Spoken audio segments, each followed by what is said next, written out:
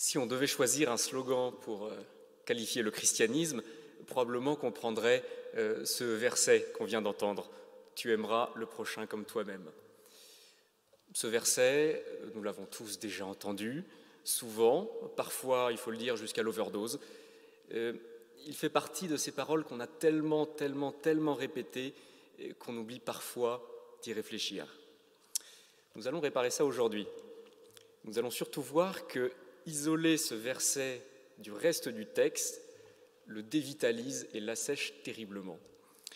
Bon, nous verrons d'abord quelques points de contexte pour essayer de comprendre pourquoi est-ce que Jésus évoque les deux commandements qu'on lui demande de citer. Enfin, ensuite, nous allons essayer de comprendre en quoi Jésus opère une sorte de renversement des normes par rapport à la loi juive. Et enfin, nous verrons en quoi ce texte est important pour nous aujourd'hui, 29 octobre 2023. Alors tout d'abord, rapidement, quelques points de contexte. Le texte que nous venons d'entendre se trouve au chapitre 22 de l'évangile de Matthieu, c'est-à-dire juste après le chapitre 21, qui est l'entrée de Jésus à Jérusalem au rameau. Jésus est entré sur son âne sous les acclamations de la foule, et juste après, il a chassé les marchands du temple. Autant vous dire qu'on se trouve dans un passage de l'Évangile où Jésus déchaîne absolument toutes les passions, les joies, mais aussi les haines. On se trouve juste avant, 3 chapitres avant la Passion. Donc nous sommes vraiment à un moment charnière.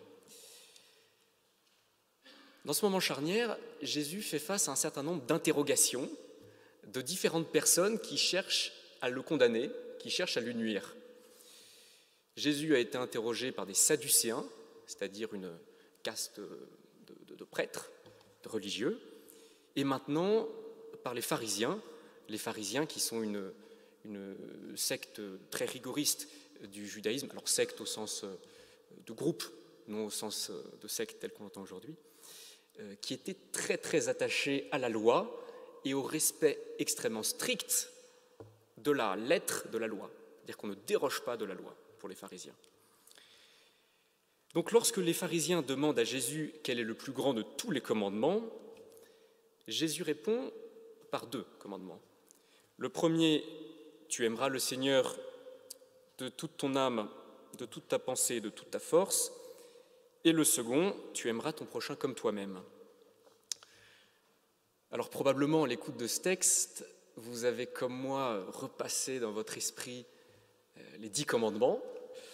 Ces 10 commandements, nous les avons tous appris en cours de catéchisme. Je ne sais pas s'il y a beaucoup de restes de ces cours de catéchisme, mais j'espère que ça est quand même bien ancré dans votre esprit. Bon, alors bien évidemment, les 2 commandements que Jésus a cités ne sont pas dans le décalogue. Bien évidemment, ça serait trop simple. Mais alors d'où viennent ces 2 commandements ?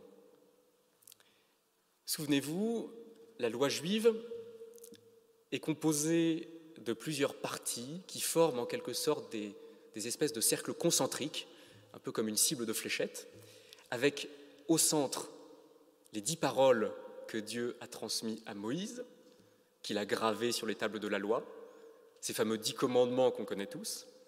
C'est ce qui constitue le cœur absolu de la loi.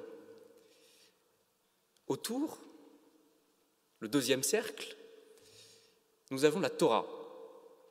La Torah, c'est les 5 premiers livres de l'Ancien Testament, avec dans la Torah 2 livres, le Deutéronome et le Lévitique, qui sont carrément de vrais textes de loi. Ça constitue le 2e cercle. Les maîtres de la Torah estiment qu'il y a 613 commandements qui découlent des enseignements du Deutéronome et du Lévitique. Ces 613 commandements, les Juifs les appellent les 613 mitzvot. Ils forment ce 2e cercle et sont exprimés dans le Deutéronome et dans le Lévitique par des injonctions « tu dois » ou « tu ne dois pas ».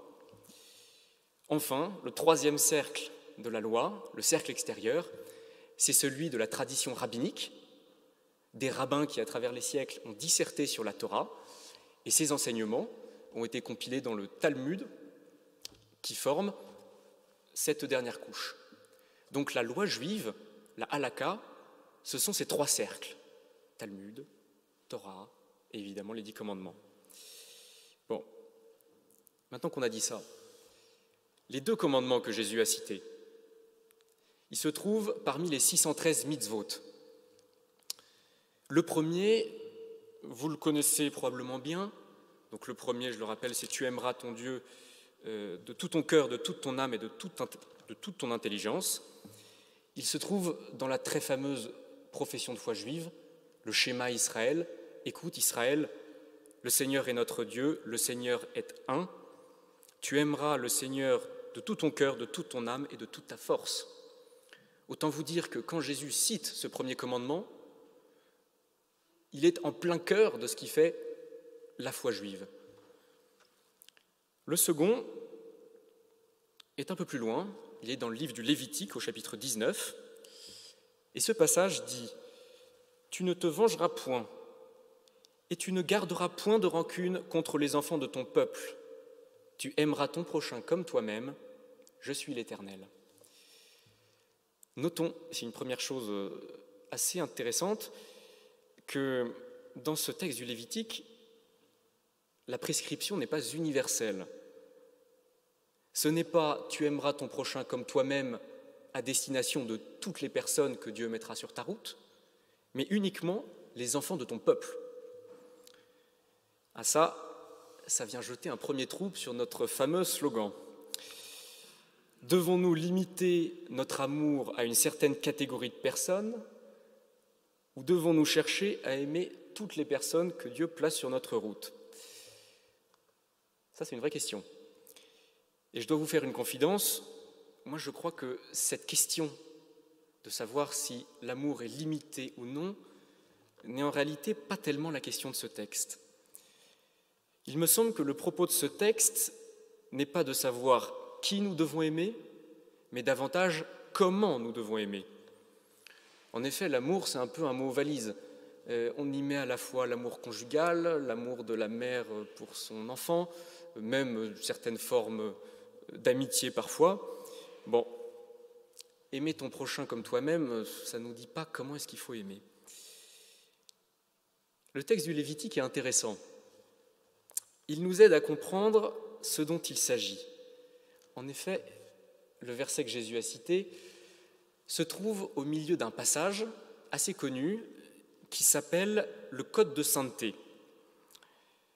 Ce code nous permet de comprendre la nature de l'amour qui nous est demandé. On peut citer quelques versets de ce Code de sainteté.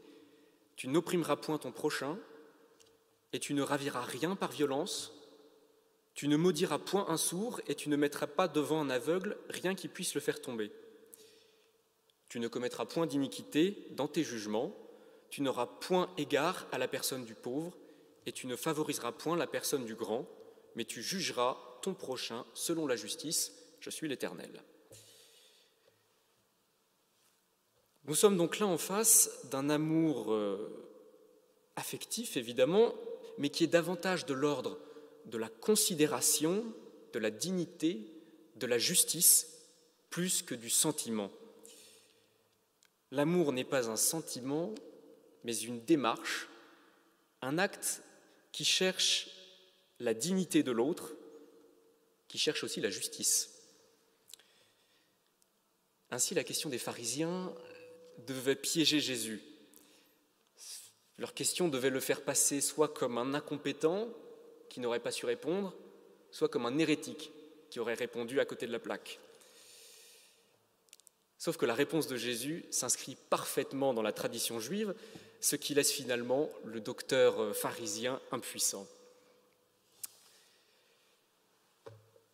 Ensuite, deuxième point intéressant, c'est que dans ce texte, Jésus opère un renversement des normes.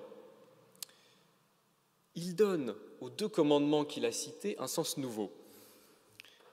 Premièrement, Jésus établit une hiérarchie très intéressante entre les commandements. D'une part, il y a le premier commandement, celui d'aimer Dieu, qui est clairement placé comme supérieur au second. C'est là le grand et le premier commandement, dit Jésus. Toutefois, le second commandement est aussi placé sur une sorte de pied d'égalité.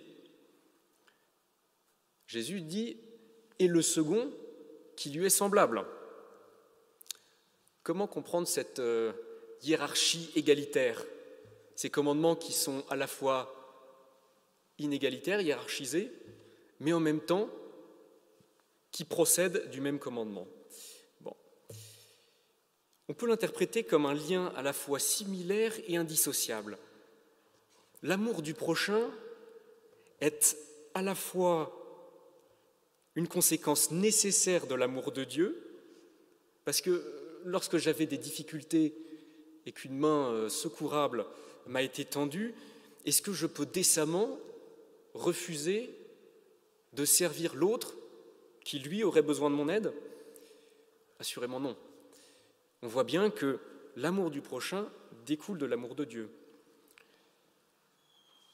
D'autre part, l'amour du prochain n'est rendu possible que parce que Dieu nous a aimés le premier. Pour nous, nous l'aimons parce qu'il nous a aimés le premier, dit l'apôtre Jean dans son premier épître. Si je ne rentre pas dans cette relation totalement désintéressée qui me dépasse, celle de la relation à Dieu, suis-je vraiment capable d'aimer mon prochain de manière totalement désintéressée? Ou alors, lorsque je l'aide, est-ce simplement pour recevoir des louanges sociales? La relation à Dieu est l'exemple de l'amour totalement désintéressé. Voilà en quoi ces deux dimensions sont hiérarchisées, mais égales. L'amour de Dieu est nécessaire à l'amour de l'autre, mais cette relation à Dieu ne peut aboutir qu'au service du prochain. Deuxièmement, notons un point intéressant. Jésus a cité 2 commandements, mais en fait, en lisant bien, il n'y a pas 2 commandements, il y en a 3. Aimer Dieu, oui. Aimer son prochain, on vient de le voir. S'aimer soi-même, aime ton prochain comme toi-même. Parce que comment aimer son prochain si on ne s'aime pas soi-même? Nous sommes alors un arbre complètement déraciné qui, à la première tempête, ne saura faire face. Nous sommes ici en présence des 3 dimensions de l'être humain. Le personnalisme, qui est un courant philosophique du début du XXe siècle, courant d'origine chrétienne, considérait que ces 3 dimensions séparaient la personne humaine de l'individu. L'individu est seul, considéré en dehors de tout lien. La personne, elle, est plus complexe, pris dans un réseau d'amour de Dieu, du prochain et d'estime de soi. Bon, les scouts qui sont présents ici aujourd'hui, et je sais qu'il y en a, auront probablement reconnu les 3 points de la promesse scout. Soi, l'autre et Dieu. Ce triptyque est constitutif de la bonne nouvelle annoncée par le Christ. Sans lui, comment concevoir l'harmonie sociale? C'est probablement en ce sens que Jésus dit que de ces 2 commandements dépend toute la loi ainsi que les prophètes. Jésus décrit les conditions nécessaires au bonheur humain qui est la finalité de la loi et du message des prophètes. Ainsi, lorsqu'on l'interroge, Jésus renvoie les pharisiens au principe supérieur de la loi, l'amour. Et l'amour dans ses 3 dimensions, l'amour de Dieu qui se manifeste par l'amour de l'autre et qui lui-même s'enracine dans l'estime de soi. Bon, une fois qu'on a dit ça, qu'est-ce que ça change concrètement pour nous, chrétiens de 2023 ? à la lecture de ce texte, on peut être un peu confus, un peu perdu. Quelle est la boussole qui doit nous guider au quotidien? Est-ce la loi? Est-ce le principe supérieur, l'amour? Est-ce autre chose? Jésus nous rappelle l'importance du principe fondateur de la loi qu'est l'amour. Il nous rappelle également le primat de la relation à Dieu sur la lettre de la loi. En effet, il est plus important de prier, d'être en lien, de chercher cette relation à Dieu, que de s'appliquer à respecter la loi dans tous ses moindres détails. Mais cela signifie-t-il pour autant que nous devions abandonner toute prescription religieuse? Alors ça, c'est un débat qui a quand même traversé toutes nos communautés chrétiennes et qui est souvent à l'origine de querelles entre nos églises. Doit-on jeter aux oubliettes tous les enseignements un peu trop directifs de l'Évangile ou des Épîtres au motif que l'amour domine tout le reste? Bon, certainement pas. Dans ce cheminement qui est le nôtre, nous avons un allié, la foi, celle dont Luther écrivait qu'elle ne peut s'empêcher d'accomplir constamment des bonnes œuvres. Elle ne s'arrête pas pour demander s'il faut faire des bonnes œuvres, mais avant qu'on le lui demande, elle les a déjà faites et continue à les faire sans cesse. Ce que nous dit Luther, c'est qu'en fait, peu importe ce que dit la loi, nous devons être meilleurs que ce que dit la loi. La foi est ce qui nous aide. Pour nous soutenir dans la foi, Dieu a envoyé le Saint-Esprit comme une puissance agissante dans notre monde.